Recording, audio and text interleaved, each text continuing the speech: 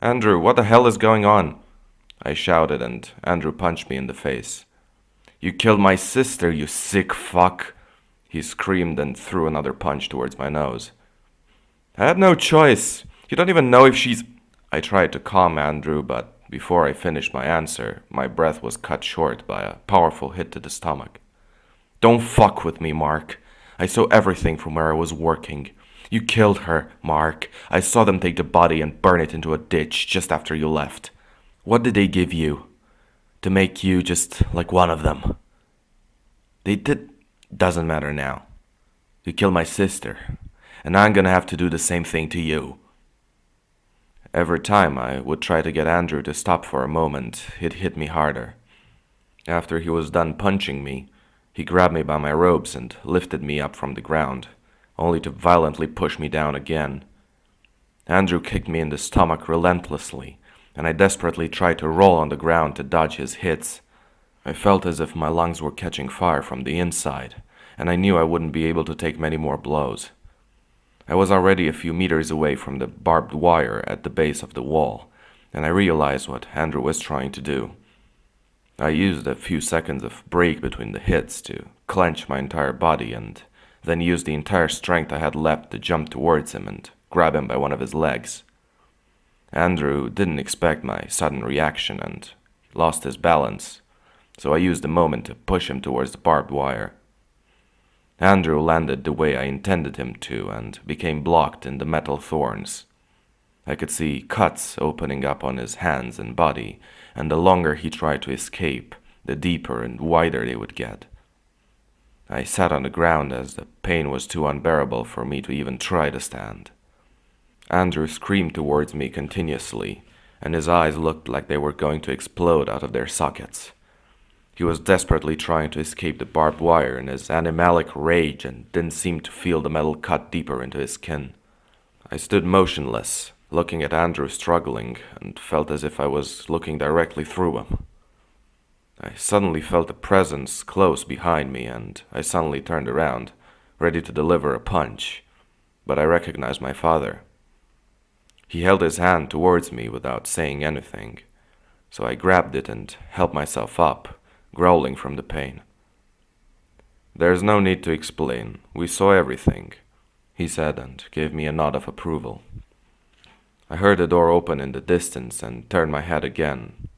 Hirion was leaving the building, followed by a few cultists that were holding either rifles or handguns. The weapons didn't seem the regular beanbag guns, and my heart started racing. Don't worry, Initiate. We know what happened here. Hirion spoke calmly with a smile on his face, while the other cultists were positioning themselves around us. I remained still and silent, but I noticed Hirion reaching for one of the pockets of his purple robes. He drew a pistol, reached his hand towards me, and opened his eyes widely, looking directly into my eyes. Vitris spoke to me a few moments ago. He told me you should be the one who judges this one. He spoke and pointed towards Andrew, who was still trapped and screaming in agony. Excuse me. Judge him. Listen to what Vitris will tell you, son. He'll tell you exactly what to do. Take this, he said and pointed towards the pistol. I could barely stand on my feet and I was shaking. I slowly reached for the pistol, thinking Hirion would draw it back in the last moment, but he somehow allowed me to take it. I only saw a real weapon a few times in my life when the army would visit our school to present us their recruiting offers. I stared at the gun for a few moments, taking in the fact that I was in a position of power I had never been in before. The thought of pointing the weapon towards Hirion crossed my mind, but I knew that there were at least 4 armed cult members that would take me down seconds after I would take my shot. I turned my head towards Andrew, who was somehow still trying to escape from the barbed wire. Despite of the fancy wording Hirion used, I knew very well what was really expected of me. I lifted my hand, pointed the gun towards Andrew, and pulled the trigger right away. The deafening noise of the shot rendered my hearing obsolete for a brief moment. but I could see Andrew slowly collapse through the barbed wire, still sobbing. I took a few steps towards him and started frantically pulling the trigger, as I couldn't bear the noises he would make as the metal thorns penetrated deeper into his body. Before I knew it, I emptied the entire magazine in Andrew's body. I gazed at him for a second before I turned back towards Hirian and the other cult members. I didn't want the image of his mutilated, lifeless body to be burned into my memory like it was the case with Anna. My father and Hirian were smiling at me silently, waiting for my next move. Vitris communicated his will to me, and I carried it out, I said calmly, before proceeding to return the pistol to Hirian.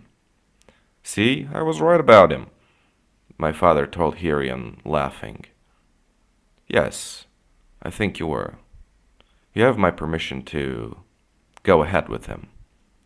It's too late now, but you can do it early tomorrow, Hirian replied and started walking away with the rest of the cultists. What did he mean by that? I asked my father, who stayed behind. I think you've proven enough to be able to take the next step. Meet me in the main courtyard tomorrow morning. I'll show you everything, he replied and walked away, trying to catch up to the others. I started limping back to the housing facility my room was in without falling to the temptation to look back towards Andrew. Even I was astonished of my own calmness, but in the end, Andrew was the one who tried to kill me.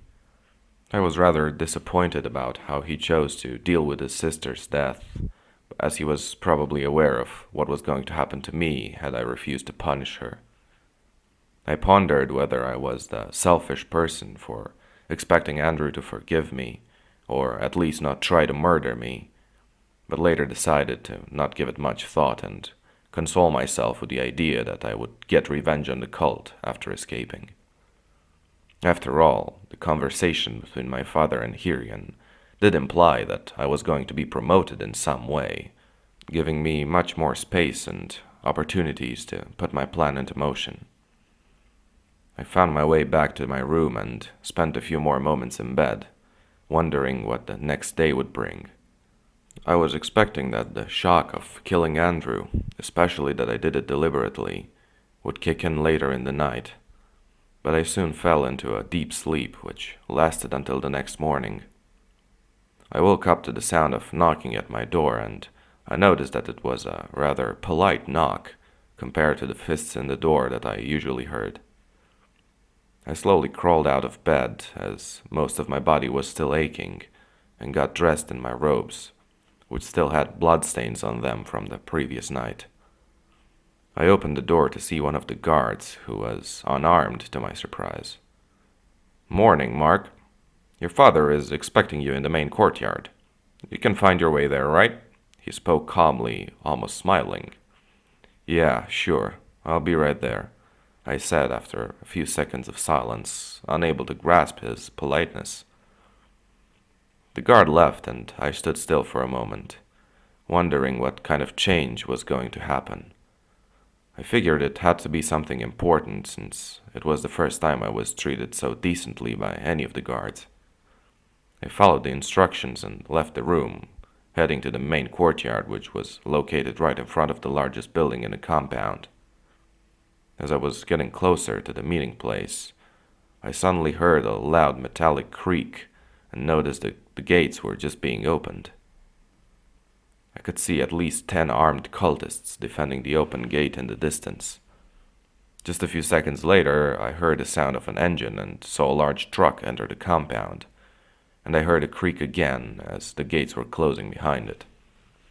I walked as fast as I could to the main courtyard, intrigued by what I had seen, and noticed my father speaking to the driver, who was out of the truck already. "Oh, there you are. Come, hop in. I have to park this truck in the big warehouse, and we'll carry on with our business," my father said when I approached him and started walking towards the truck. My father sat behind the wheel, and I boarded the truck as well.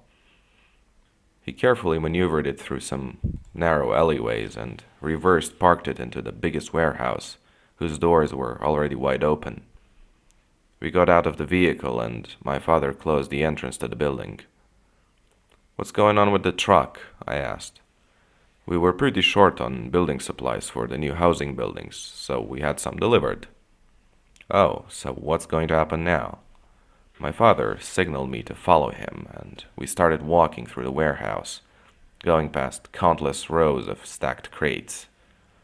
We reached a rather isolated place of the building, surrounded by mountains of containers of all sorts, and I noticed a large metallic door in the floor that seemed to lead to a basement.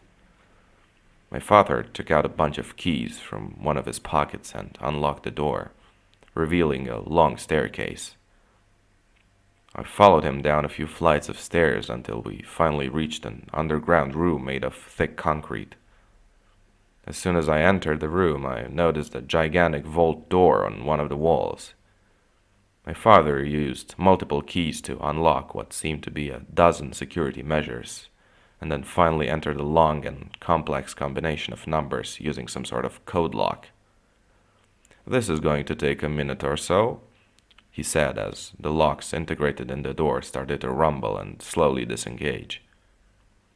I stared at the gigantic door, which was at least 2 times as tall as a normal person and a few meters wide.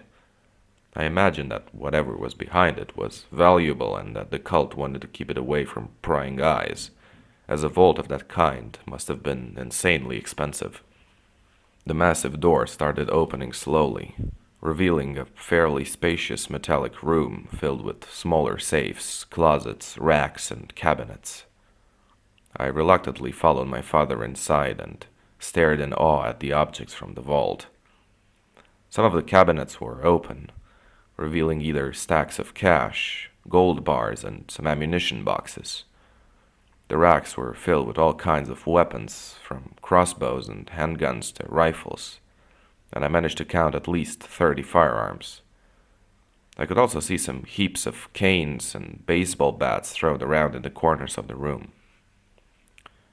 "The cornucopia seems to be doing pretty well for itself," I said, letting out some laughter. "As much as we hate it, we cannot build and expand without money, son," my father replied while he was searching for a key. "Where did all of this come from?" "Well, we have some operations outside of the compound. It's a necessary evil to get us the funding we need." "What kind of operations?" "You'll find out when the time is right. Very soon you'll be an acolyte, and if all goes well, in a few months from now you will be given more crucial tasks," my father replied and continued searching for the key. Eventually, he let out a gasp of satisfaction and used the key to open one of the closets. Once he opened it, I noticed that it was full of clean, purple robes. He took one of them out and handed it to me, proceeding to open a different drawer with another key. I peeked over my father's shoulder and noticed it was full of identical gold rings that seemed to have Vitrus's name engraved on them. "All right, time to tell you what's going on.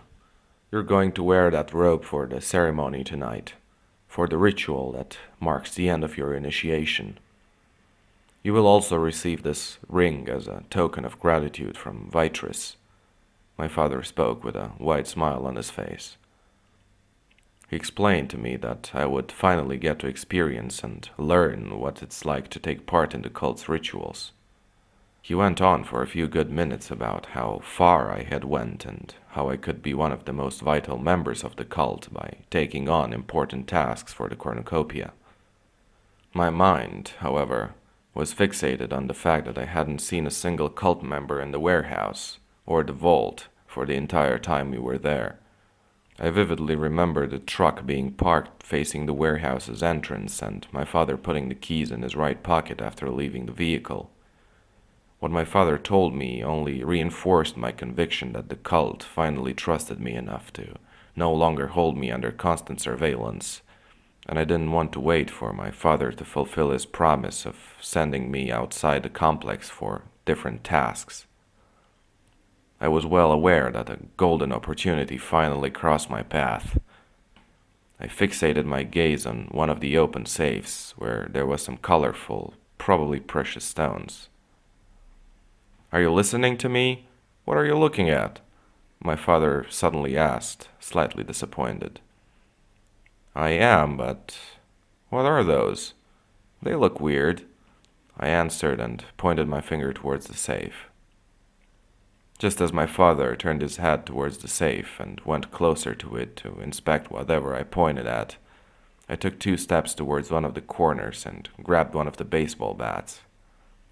My father heard the commotion, but before he could fully turn back, I swung the bat and hit him violently in the stomach, making him fall to the ground. What the hell are you doing? He screamed as I sat on him and pinned him against the metal floor. You said that truck was full of building materials, right? I asked condescendingly and smirked in his face. I held the bat with one hand and used the other to grab my father's right pocket, shaking it until I could see the keys to the truck fall on the ground. Are you insane? You'll never make it out of here. I'll sound the alarm. You won't even reach the gate. I'll make sure that doesn't happen. Even if you get out of here, you disgrace, we will find you, and you're going to regret what you're doing more than anything in your life, he screamed as his face was turning bright red, but I didn't give him an answer. You'll be back here soon. Mark my words, he continued screeching. Finally something we can agree on, I replied and smirked ostentatiously.